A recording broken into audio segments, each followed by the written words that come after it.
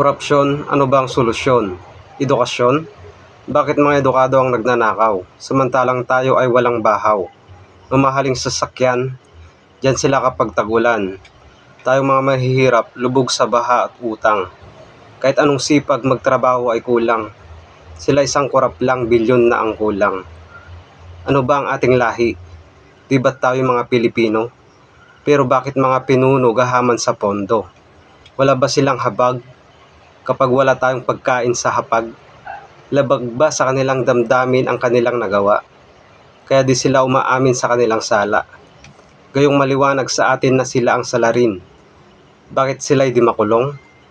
Dahil ba sila ay may sala din? Sa rehas ayaw humimas, sa dami ng perang kanilang nilimas. Kailan kaya matitigil ang korupsyon? Sagot ay si Kristo. Tuturuan kanyang makontento at nang sa peray, huwag kang sumamba rito.